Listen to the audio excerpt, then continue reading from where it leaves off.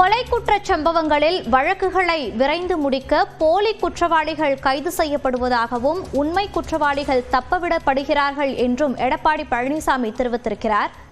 தற்போது கிடைத்திருக்கும் முக்கிய செய்தியை பார்த்து வருகிறோம். உண்மை குற்றவாளிகள் தப்பவிடப்படுகிறார்கள் என எடப்பாடி பழனிசாமி தெரிவித்துள்ளார்.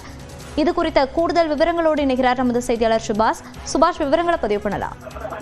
கொலை குற்றச்சம்பவங்களில் வழக்குகளை விரைந்து முடிக்க வேண்டும் என்று போலி குற்றவாளிகளை கைது செய்யும் ஸ்டாலின் அரசுக்கு தனது கண்டனத்தை பதிவு செய்து 3 பக்க அறிக்கையை வெளியிட்டிருக்கிறார் அதிமுக பொதுச் செயலாளர் எதிர்க்கட்சி தலைவர் எடப்பாடி பழனிசாமி.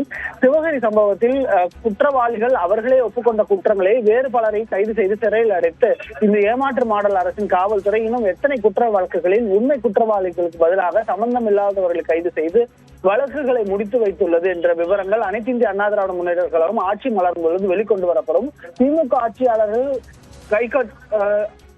கைக்கட்டலுக்கு அடிபணிந்து தவறிழைத்தவர்கள் யாராக இருந்தாலும் அவர்கள் சட்டத்தின் முன் நிறுத்தப்படுவார்கள் என்று எச்சரிப்பதாகவும், அண்மையில் பகுஜன் சமாஜ் கட்சி தலைவர் ஆம்ஸ்ட்ராங் கொலை வழக்கில் உண்மை குற்றவாளிகள் கைது செய்யப்படவில்லை என்று அவர் மனைவியே கூறும் நிலையில், திருநெல்வேலி மாவட்ட காங்கிரஸ் கட்சி தலைவர் ஜெயக்குமாரின் கொலை வழக்கில் இதுவரை குற்றவாளிகள் கண்டுபிடிக்கவில்லை.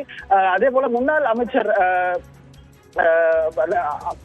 ராமஜெயம் அவர்களினுடைய ராமஜெயம் கொலை வழக்கில் சிபிஐயிடமிருந்து திமுக அரசு வந்த பிறகு ஆட்சியாளர்கள் அந்த வழக்கை கையில் எடுக்கும் குற்றவாளிகள் நெருங்க முடியவில்லை என்று சொன்னதற்கான காரணம் என்ன என்பதும், ஆனால் அப்படியெல்லாம் இருக்கும் பொழுது சட்டத்தின் முன் தங்களுடைய ஆட்சி மிக சிறப்பாக இருப்பதாக மாறுதட்டிக் கொள்வது கேப்பையில் நெய்வடி போடுறதுதான் என்பதை குற்றம் சாட்டி அதிமுக பொதுச் செயலாளர் எடப்பாடி பழனிசாமி அறிக்கையாக வெளியிட்டிருக்கிறார்.